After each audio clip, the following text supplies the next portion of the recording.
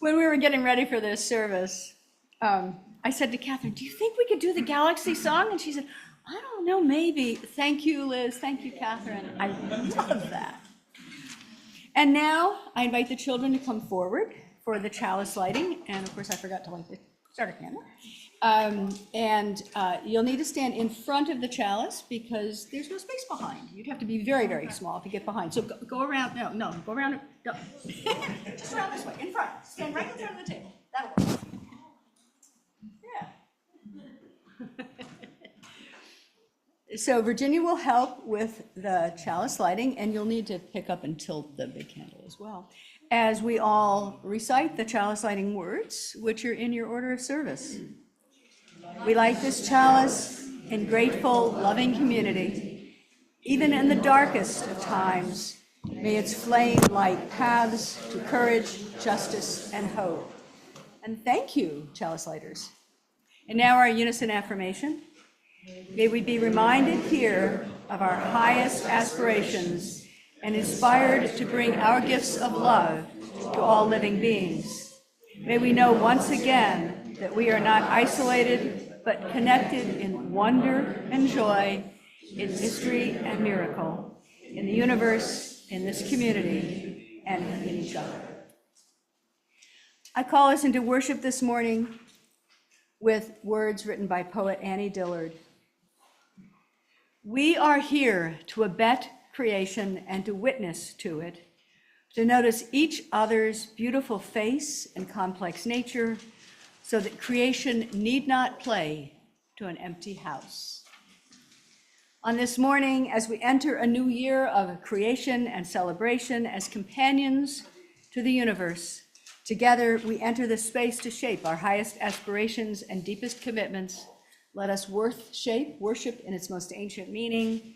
Come, let us worship together. Welcoming the light of our life-giving star in our own little corner of the universe, our opening hymn today is "The Morning Hangs a Signal." You do have hymnals available, but the words will also be on the screen. And so for those of you that prefer to sing with a hymnal in your hands, you're welcome to do so. And for those of you that would like to just lift up and use the words, or a combination of both, please rise, embody your spirit, and sing out with joy.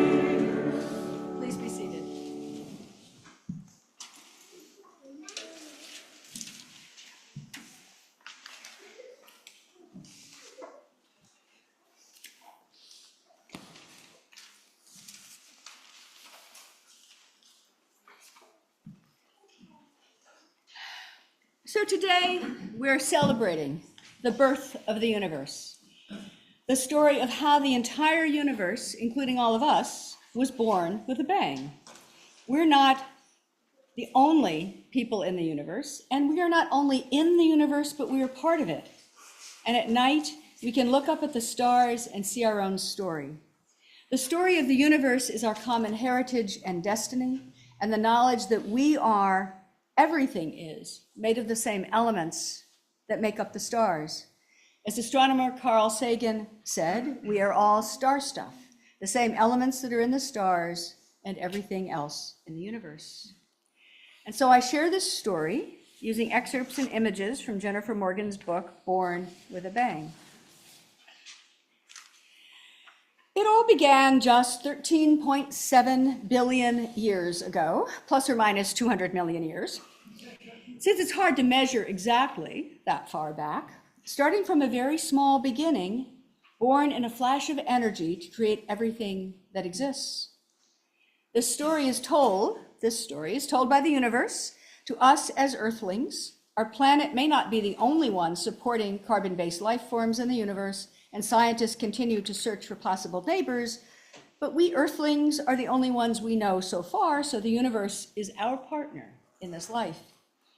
Earthlings have always wanted to understand the universe we live in, and there are many stories and different religions and mythologies all over our planet about how everything came to be. And the story we're telling today is based on discoveries by Earthling scientists. As they learn more, as we learn more, the story will change. Earthlings, each of you started out your life as a tiny speck buried deep in the dark, but you couldn't stay small. You grew and grew until one day you were ready to leave the darkness. On that very special day, your birthday, you were born, coming out of the darkness into the light. I, the universe, had a birthday too, a special day when I was born. Like you, I started out as a tiny speck, but there was no light for me to be born into. Before I was born, there was nothing, not even light. About 13.7 billion years ago, I was smaller than a piece of dust under your bed. It's hard to imagine that I started out so small, but I did. And if you ask me where I come from, I would have to tell you that I don't know. It's the greatest of all mysteries, but there I was. Like you, I couldn't stay small. I was ready to burst with wild and dazzling dreams of galaxies, stars, and planets in radiant colors, bright yellow, molten red, piercing blue. First, I burst out into a grapefruit-sized fireball of a universe. So imagine the universe, the first burst was only this big, packed with surging energy. That is what Earthling scientists call the Big Bang. It took only an instant.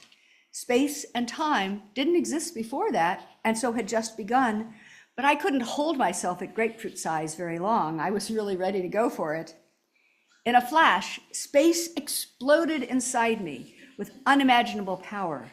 I was all light and energy, but I had dreams, and oh, how I wanted my dreams to happen. But how could they? How could you happen? But then, yes, I turned all that energy into the very first things, tiny particles. Particles are the invisible bits of stuff that everything is made of. I suddenly realized that I could be the things in my dreams. I could explode in a giant star, grow green as a thin blade of grass, roar as a lion and purr as a kitten, feel feelings like love, sadness, and wonder. And yes, it began to dawn on me, I was all there was, so everything would have to come out of me. There was no other way, and everything would be me. That is what it means to be the universe. But I wondered, what would I become? Worms with wings? Foxes with fins? Tulips with toes? Boulders with brains? I was puzzled. What forms would I like best? I didn't know. What if I tried and ended up making a big mess? But I was energized and growing, and I wanted to try. Suddenly, another amazing thing happened, and things started to take shape. I was just the right temperature for bunches of particles to join together, and when they joined together, they morphed into very different things. They were small, but very important. They were kind of like Lego pieces, building blocks that I could use later for making bigger things. I had made my very first atoms. Then I stopped exploding, even though I did not stop expanding. I had enough basic bits of stuff to build myself into the universe you know today. And guess what? The number of these particles has stayed the same ever since. Everything, including your body, is made out of those same particles that I made long, long ago. Of course, dear Earthling, my story, our story, doesn't end here. So much still had to happen before I could turn myself into you. But remember, I'm always with you. My sweet Earthling, I will tell you a secret. I'm even closer to you than that. It's true. I am you, and you are me. We are all made of the same elements as the stars. You are stardust. The universe was born with a big bang, exploding out of a speck so tiny it was really nothing at all, continuing to expand into the creation of all that we know. So as we begin this new Earth year, it's a good time to celebrate the Big Bang, birthday of the universe. Of course, it's the birthday of everything, all of us included. Just 13.7 billion short years ago, more or less. So it is this celebration for us and everything around us as we work to be the best Earthlings, the best Stardust creatures we know how to be. So let's sing happy birthday to the universe, to everything that is. The words will be up on the screen in front. Happy birthday to you. Happy birthday to you. Happy birthday, dear universe. Happy birthday to you. How old are you now? How old are you now? How old are you, dear universe? How old are you now? I'm 37 billion years old. I'm 37 billion years old. Give or take 200 million. I'm 37 billion years old. Happy birthday to you. Happy birthday to you. Happy birthday, dear universe. Happy birthday to you. And many more. As we prepare to sing the children to their class, I offer for all of us a Stardust blessing. May we be aware of the connection created when the universe was born. May we all know that connection is of us, within us, among us. Let us be grounded in the knowledge that all things, all beings, all creatures are interconnected to the elements that connect us all. We come from and we return to the stars. We are all star stuff. Blessed be. And now let's sing our children to their classes. As we make this friendly place, love is like on every face. May the brightest wish you learn, not yours till we return.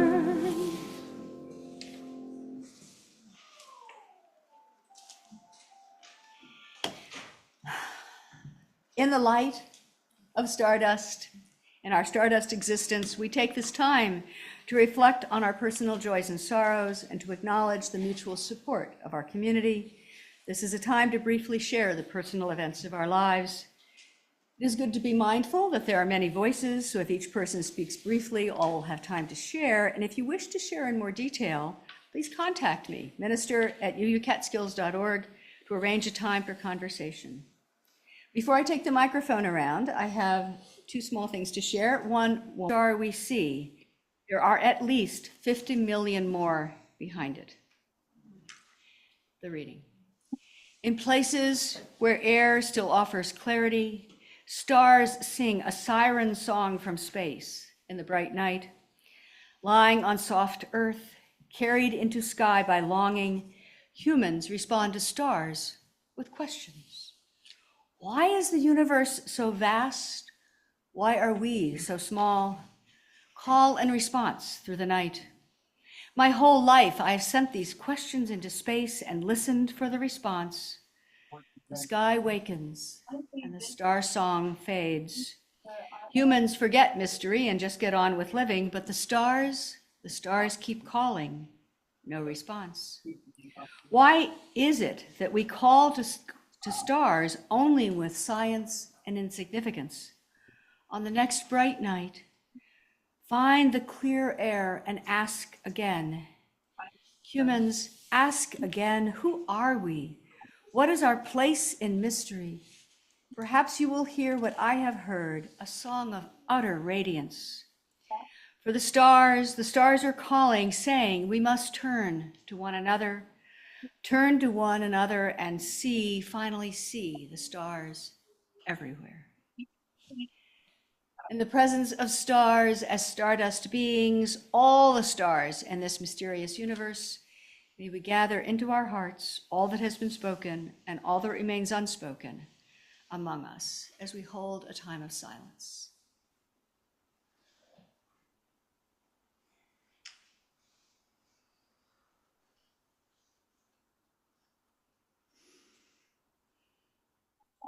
Okay. So today's the living room is first importantly open up as many of these walls as we can. We're going to stand and witness the floors. Amen. And blessed be. Update the whole thing.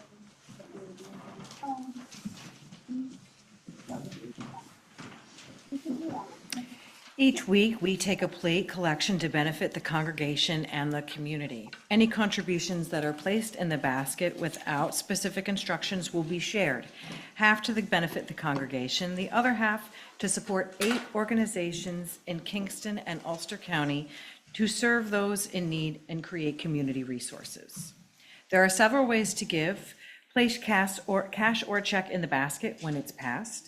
Give electronically by using the QR code on your order of service, or by going to uucatskills.org and clicking Donate in the drop-down menu. If you wish your donation to go towards your membership pledge or to be used only by the congregation, you can use an envelope from the basket with your name and the purpose of your donation written on the envelope, or make a note in the memo line of your check. For the love and support we share with the world, please give generously. Our offertory music this morning is an impromptu in A-flat major by Franz Schubert, played by Catherine Catabiani. Ushers.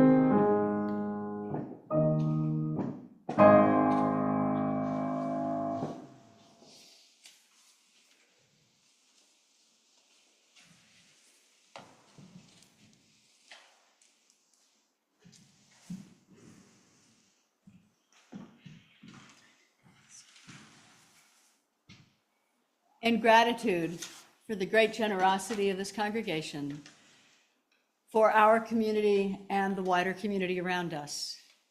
Thank you. And thank you for the magic fingers. I've heard that piece a lot, but I never thought about how it sounds like stars twinkling. Yeah. You probably did that on purpose.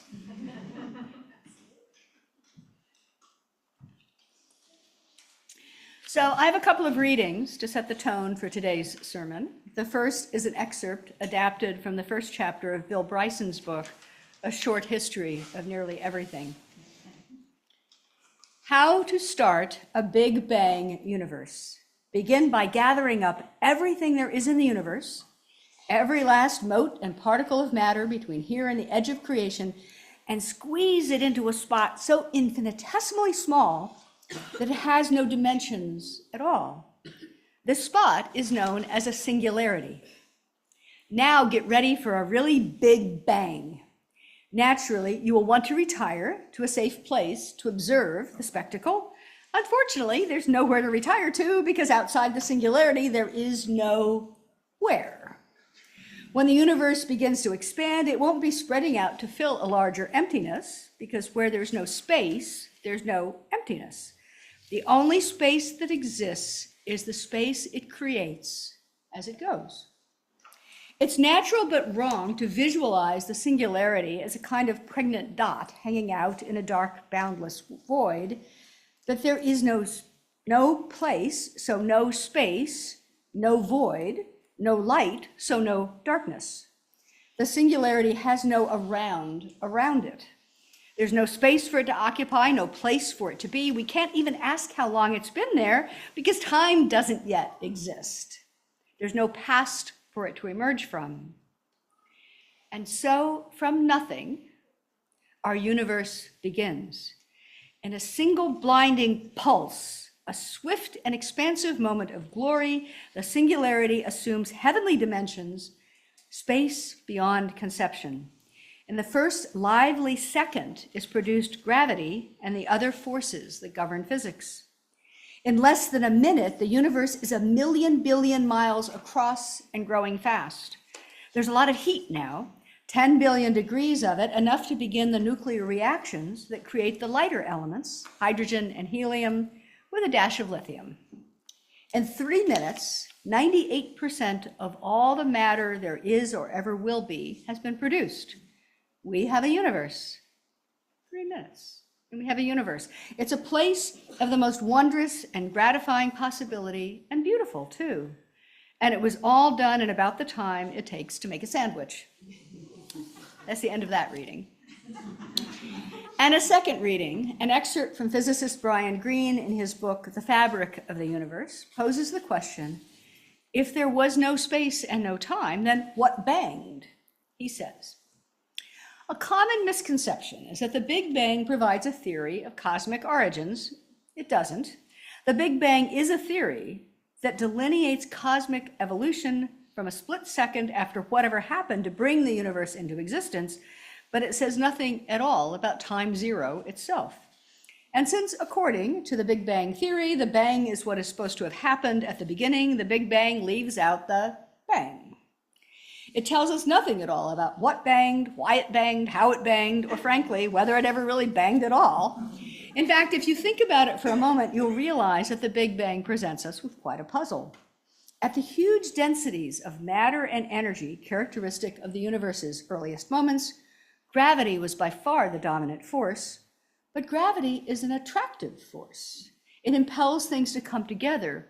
So what could possibly be responsible for the outward force that drove space to expand?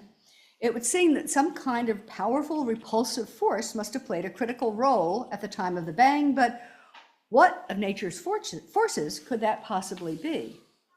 For many decades, this most basic of all cosmological questions went unanswered. Then in the 1980s, an old observation of Einstein's was resurrected in a sparkling new form, giving rise to what has become known as inflationary cosmology. And with the discovery, credit for the bang could finally be bestowed on the deserving force, gravity. Physicists realized that in just the right environment, gravity can be repulsive.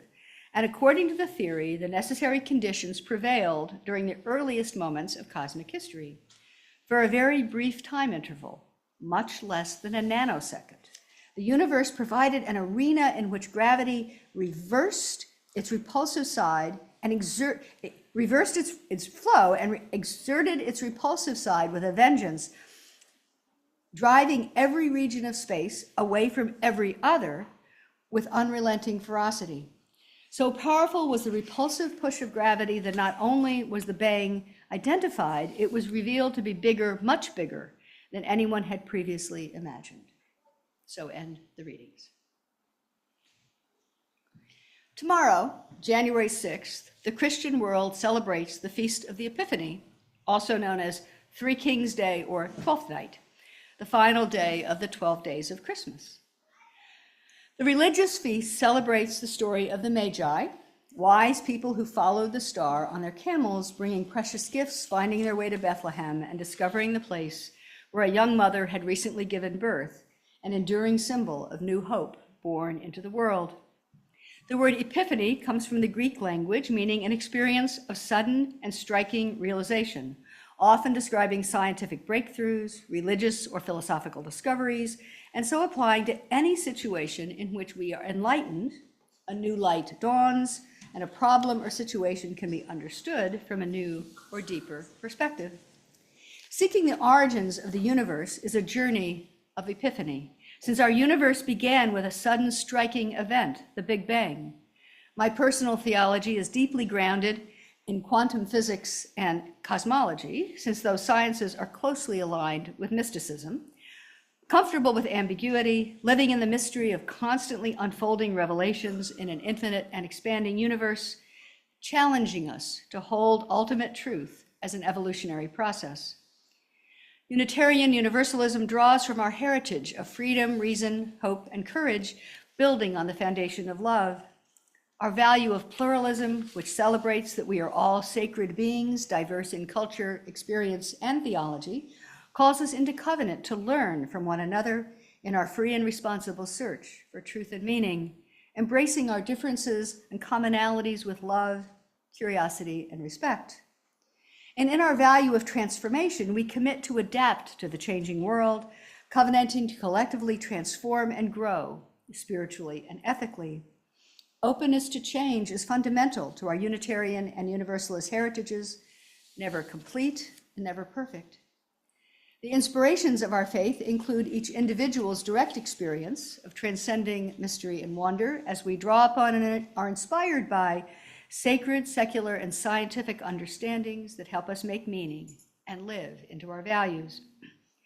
As a people of faith, we celebrate the science of physics and cosmology, the origins of the universe, the mystery of the Big Bang, and the origin stories from a variety of faith traditions, all grounded in our awe and wonder as we contemplate the heavens above us.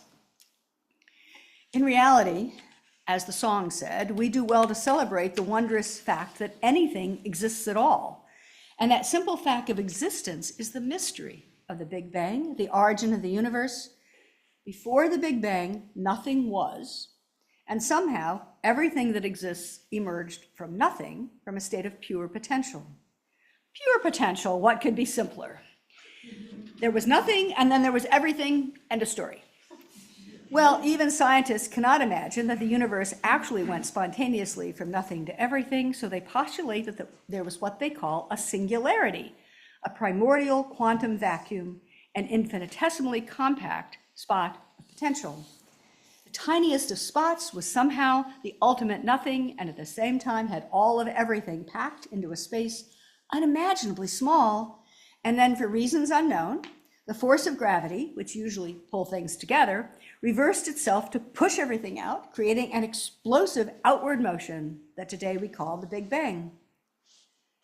Religion and science coexist as explanatory systems for ultimate reality, and so the various faith traditions have come up with a variety of stories to shed light on the creation of everything from nothing.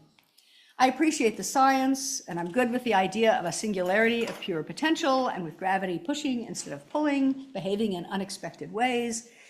But it really doesn't explain the origin of the universe with much more clarity than the religious teachings that have been around for millennia, long before our modern science. Those religious teachings tell us that before there was anything, there was a power, a presence, an eternal entity, an entity called by many names in many languages, but in our language most often called God or Goddess.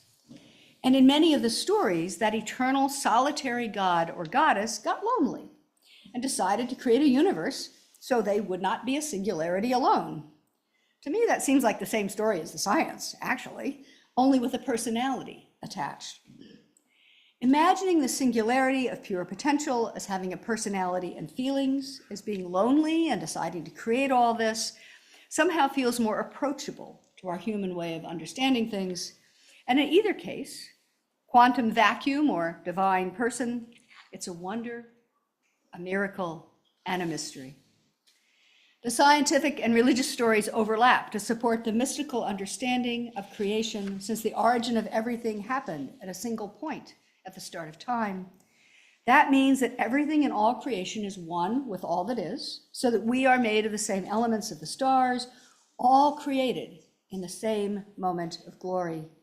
We are creatures of stardust, just one tiny part of a stardust universe. Unitarian Universalists seek to practice a mature, curious belief with faith in both religion and science. Faith, after all, does not mean blind acceptance, but rather that to which I give my heart. It comes from the same root as loyalty, the truth to which I commit. We are people of expansive faith, with a commitment to science and religion as partners in the search for truth. In the billions of years following the Big Bang, the universe organized itself into galaxies, each galaxy a huge collection of gas, dust, and billions of stars and their solar systems, all held together by gravity. When we see a photo of space, it turns out that what we used to think of were just stars, we now know are galaxies, each of those points of light holding billions of stars, billions of solar systems, so many sources of light in our universe. And then there are the ghost galaxies, which were first identified using the Hubble telescope in 2012, just 15 years ago. At the same time, these points of light were, at the time, with the Hubble, these points of light were so hard to detect that they were thought to be tiny and pristine, with so few stars that they seemed to be empty. That's why they were called ghost galaxies. Astronomers knew the ghost galaxies were very old, formed just 900 million years after the Big Bang, but these scientists thought they were empty, burned out, dusty spaces, sort of like an abandoned closet.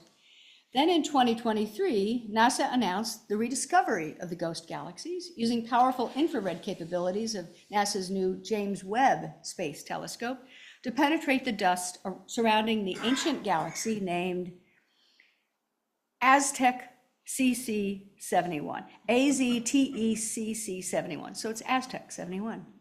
These ancient dust-shrouded giants, born very soon after the birth of the universe, just 900 million years after the Big Bang, are not at all dead. They're actually on fire with activity, spewing out hundreds of new stars every year. We were so wrong.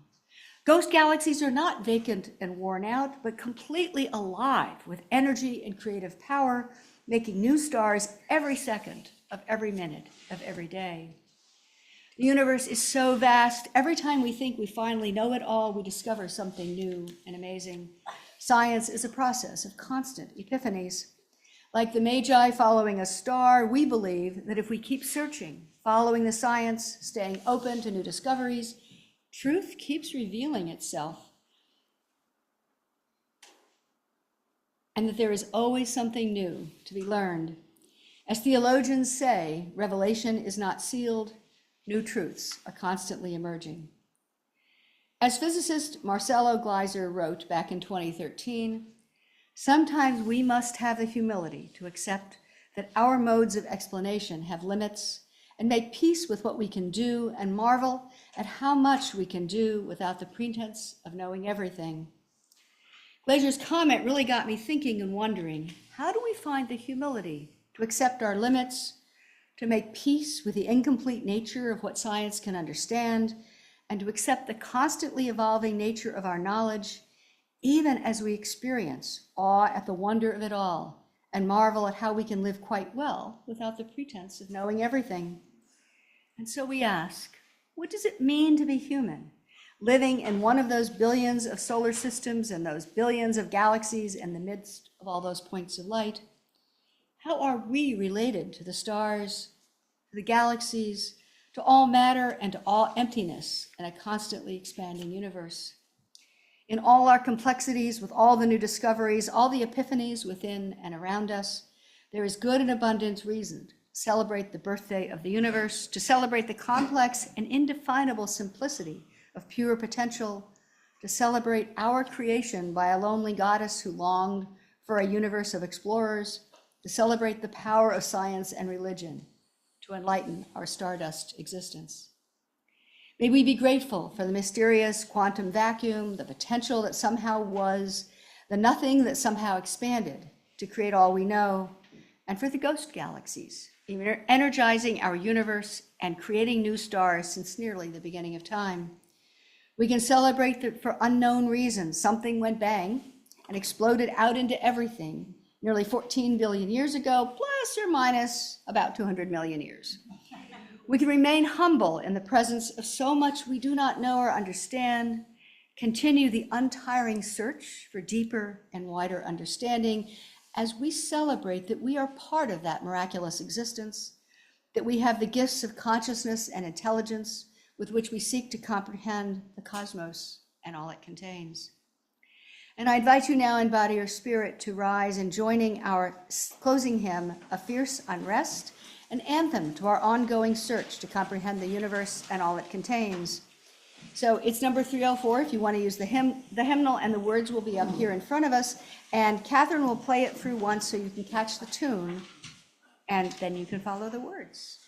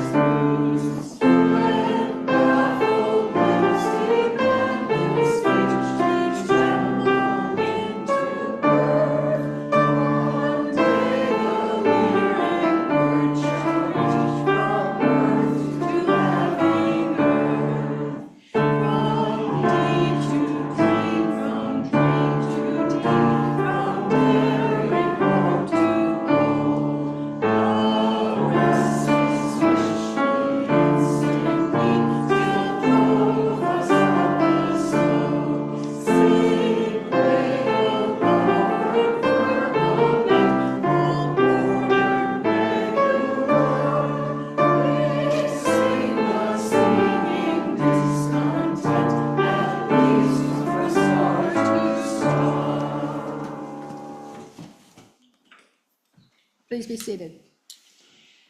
As we celebrate the birth of the universe, may we celebrate the simplicity of pure potential. May we celebrate our creation by a lonely goddess who longed for partners, a universe of explorers. May we celebrate the power of science and religion to enlighten our stardust existence. May we celebrate that for unknown reasons, something went bang and exploded into everything about 13.7 billion years ago, plus or minus 200 million years. And may we remain humble in the presence of so much we do not know or understand, as part of a miraculous existence, grateful for the gifts of consciousness and intelligence with which we seek to comprehend the cosmos and all it contains. So may it be. Amen, and blessed be. I invite you to join in the words of the chalice extinguishing. As Virginia extinguishes the flame, they are printed in your order of service. We extinguish this flame, but not the light of truth, the warmth of community, or the fire of commitment. These we carry in our hearts until we are together again. And now, you I receive, to you I give, together we share, and from this we live. From you I receive, to you I give, together we share, and from this we live. As we end our time together, I invite you to turn to someone near you, or reach out to someone you do not know as well as you might like, or someone who seems to be new or hasn't been here very often. Greet them and go together to enjoy some refreshments and conversation. May we go in peace and love. Amen, and blessed be.